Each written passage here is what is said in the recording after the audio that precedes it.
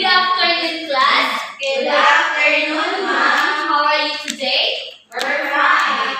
Very good. Now, is there any absent from the class? And ma'am. Let us give 5 claps to ourselves. Now, before we begin to our proper discussion, let us set first our classroom agreement. What are you going to do if your teacher or your classmate is talking? Yes, baby joy.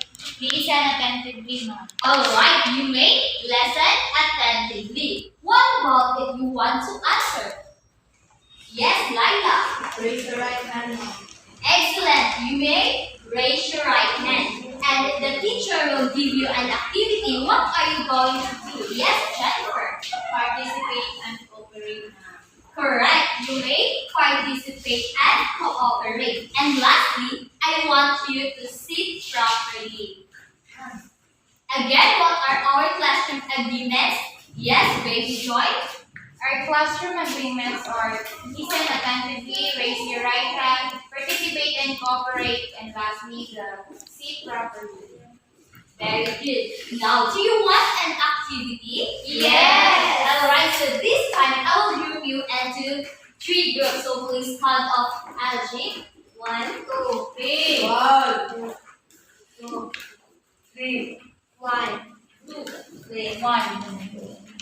Okay, so group 1 will stay here, group 2 and group 3 will stay here.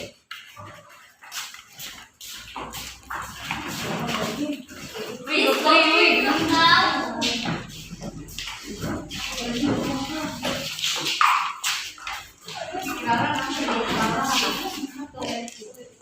Okay, so I will give you a problem. Then all you need to do is just answer the given problem. Okay, so just put your answer here.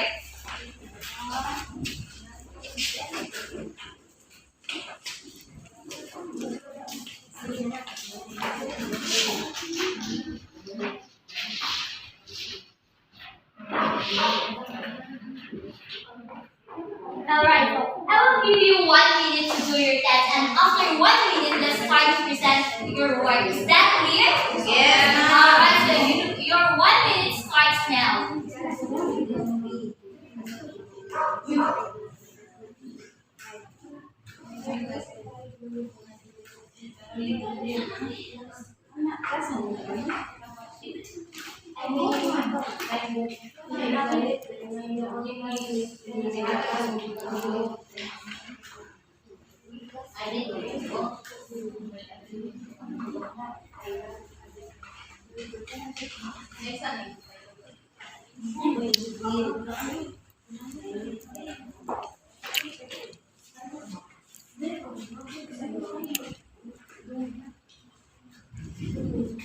Okay, you are done.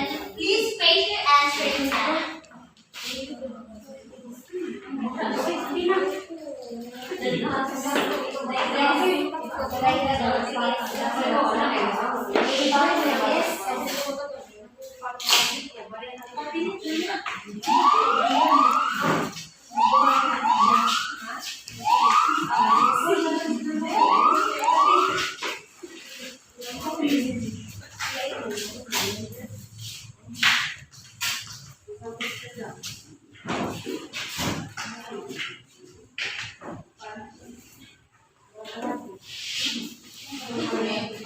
Okay, please present your work. Group 1.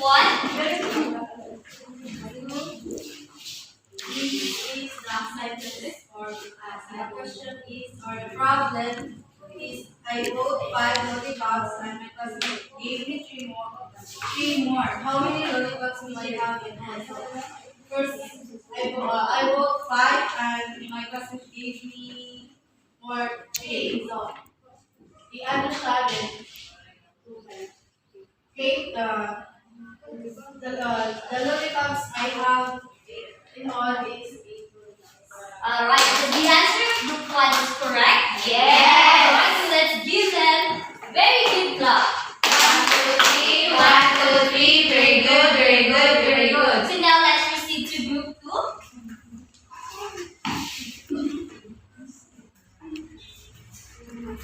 Okay, good afternoon everyone. So we are done with school. Our assignment new t-shirts and this mother fold another two t-shirts. How many t-shirts does Jan have in total? So, si Jan, siya yung tulog ka t-shirt, plus ipalitan siya o bago siya mamaungguha. So, 3 plus 2 equals 5 t-shirts. Alright, is the answer of group 2 correct? Yes. Let's give them a correct clap. 1, 2, 3, 1, 2, 3, correct. So now let's proceed to group 3. Anyone?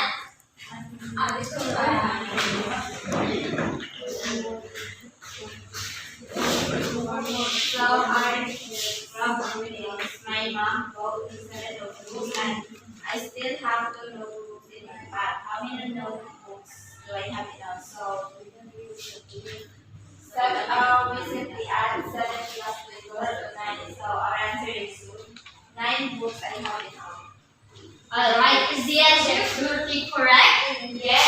Let's give them an excellent clap. 1, 2, 3, 1, 2, 3, excellent. So all your answers are correct. So from that certain activity or topic that we are going to tackle this afternoon is all about adding numbers with 5 or more digits without regrouping. Now, what comes in your mind when you hear the word adding? Anyone? What comes in your mind when you hear the word adding? Yes, Jocelyn. So for me, adding is adding a number or an object to come up with a total or a sum of a number. Plus, the answer of Jocelyn correct? Yes. Let's give her a very good clap. 1, 2, 3, 1, 2, 3. Very good, very good, very good.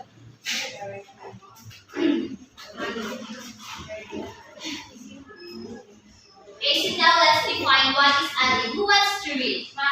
Yes, Baby Joy. Adding is the process of combining 2 or more numbers to get a total or sum. Alright, so adding is the process of combining 2 or more numbers to get a total or a sum. So we have here steps to follow. So first we have here the step 1. Please read. Step 1. Add the ones place. Okay, so first we're going to add the ones place. So first the ones place is here, right? Yes. Alright, so 3 plus 4. 7. Correct. 3 plus 4 is equal to 7.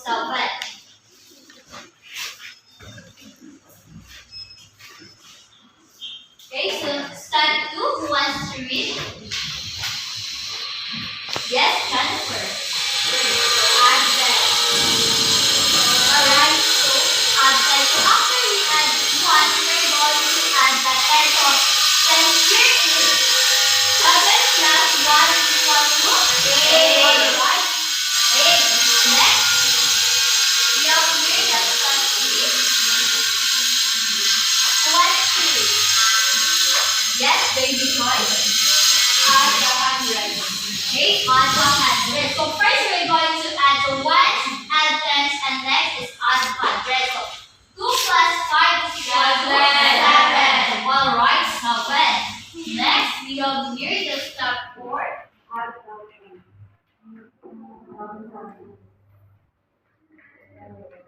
Please read everyone. Add 1,000. Okay, add 1,000.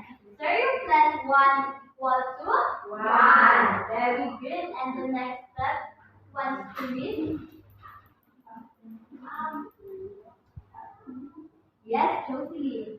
Add the 10,000. Okay, add the 10,000. This is the add ones, add tens, add hundreds, add thousands, and next is 10,000. 5 plus 2 is equal to 7. Very good. So I have here another example. Who wants to answer? Yes, Abulay and Jennifer.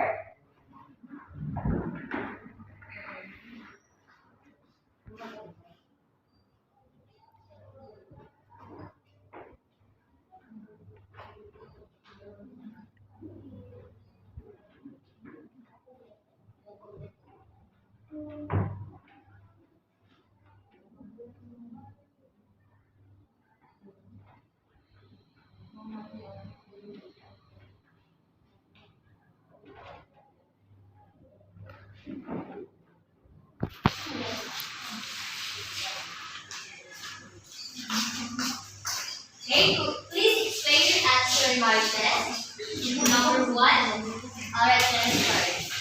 Okay, so the given number is 60,234 plus 17,560.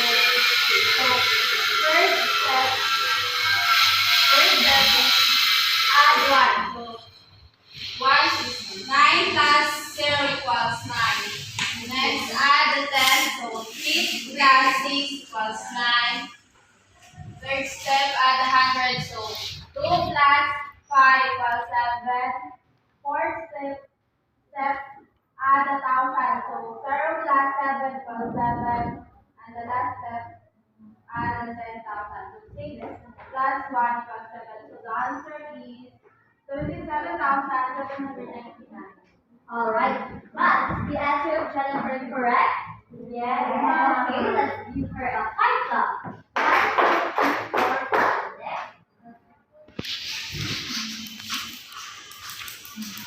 Well, the given x is 22,391 and added to 62,005. So first add the ones. So 1 plus 5 equals 6. And then next step is add the 10. So 9 plus 0 equals 9. Next add the 100. 7 plus 0 equals 7. 6 plus 2 equals 8. And 2 plus 6 equals 8. So the answer is 88,796. Is the answer point is correct? Yes. Okay, let's give her 5 claps again. Now, do you have any questions or clarifications about arithmetic after unit? Alright, so to test your understanding, I will group you again into 3 groups. So same group in our first activity. I'll give you the materials.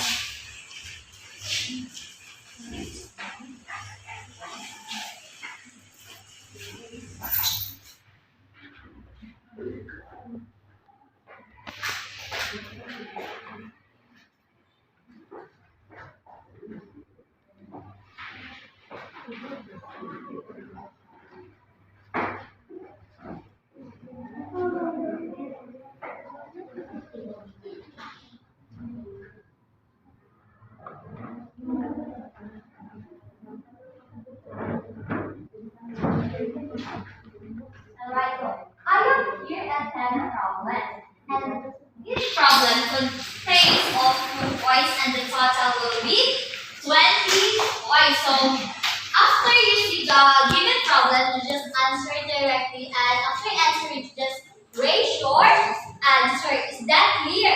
Yes. Are you ready? Yes. Alright, so number 1. Just write your answer directly. Group 3. Alright, is the answer of group 3 correct? Why? Can you read Martin? So our answer is 58,878. Alright, the answer of group 3 is correct. I will give that 2 points. Number 2. Are you ready? Yes. Okay, number 2.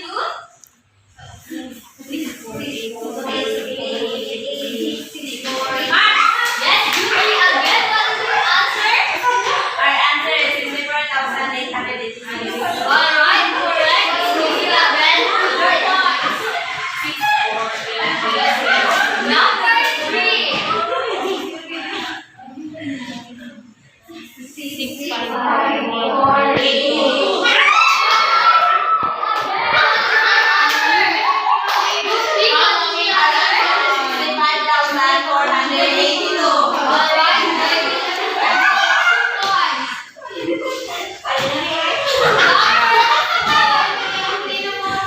Are you ready? Yes.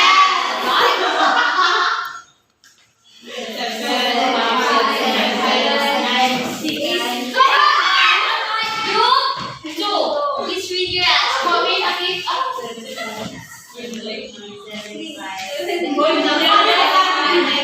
Again? 75,796. Alright, very good. So, I will give 2 points for group 2. Number 5.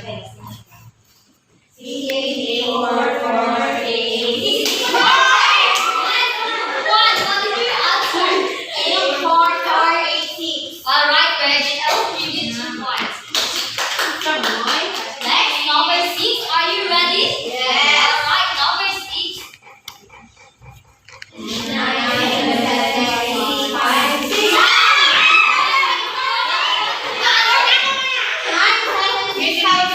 Again? Alright, very good. I will give you 2 points. Next, number 7.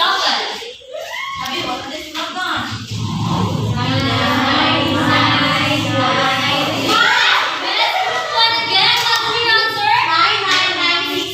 Alright, very good. Next, number 8. Are you ready? Number 8.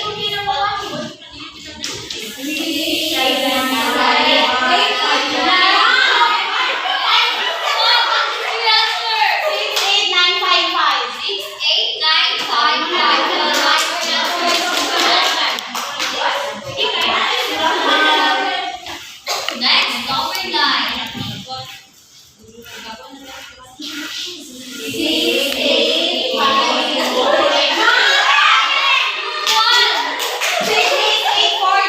Again? Alright, very good. Next, the last number. Are you ready? Alright, number 10.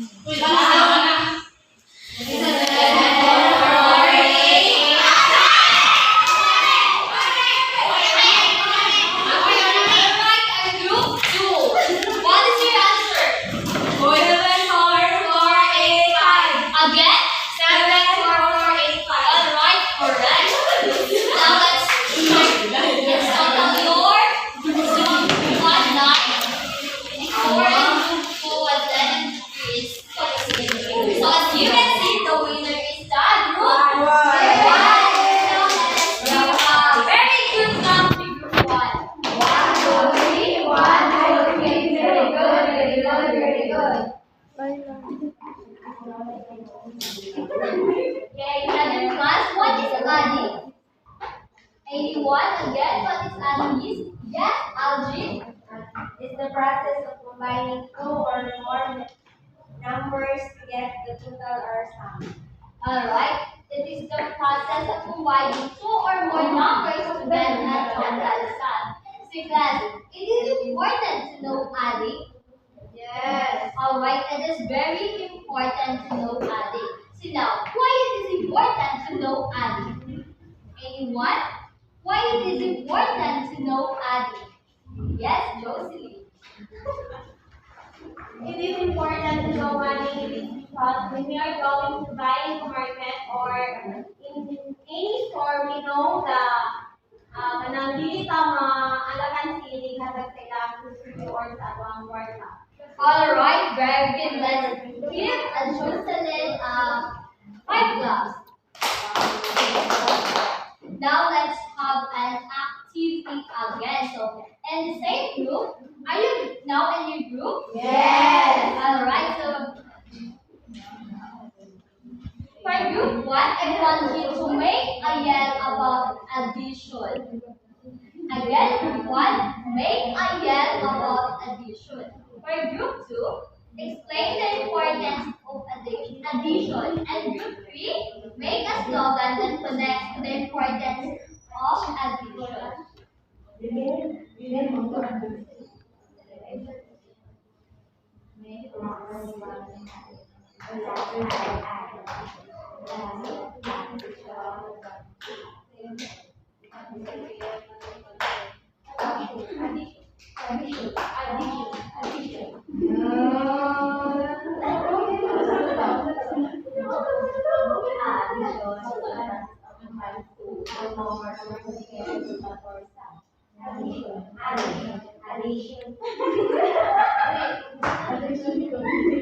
But before that, here are rules to follow. So who wants to read for our rubrics?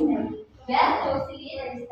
Rubric for application category. Jennifer. Content. Jennifer. 3 points. The task. Jennifer. Connected to the topic.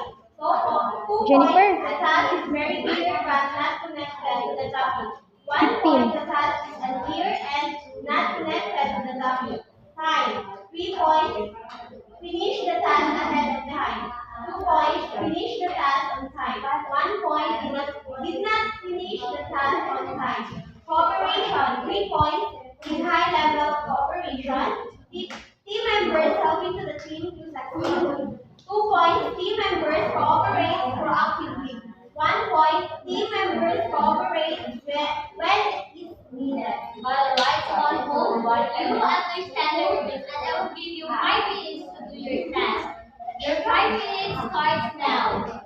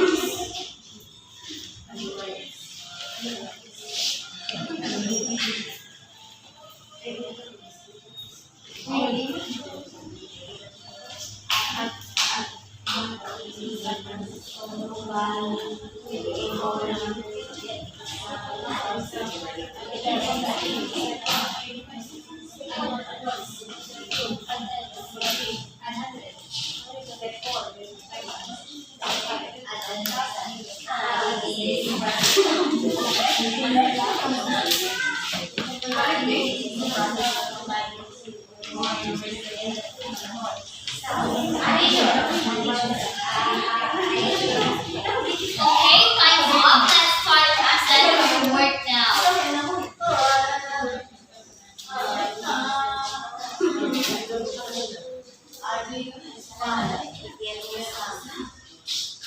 Okay, let's start for group one. Please present your work now.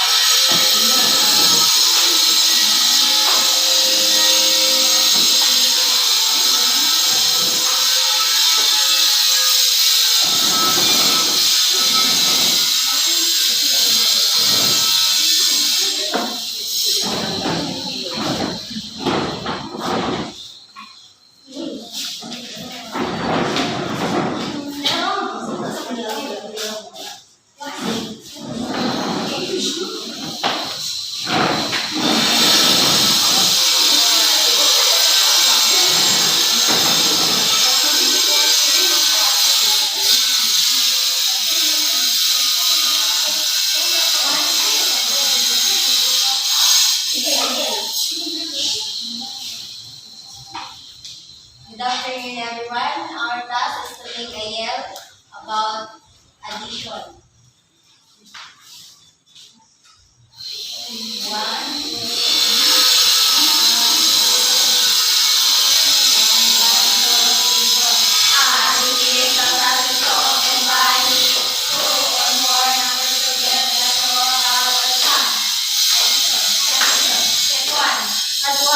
Step 2, add 10. Step 3, add 100. Step 4, add 1,000. Step 5, Add 10,000. add is the process of combining two or more numbers together to have more sum. Addition. Alright, let's give group 1 how many sum. 1, 2, 3, 1, 2, 3, how many sum. Alright, please, let's proceed to group 2.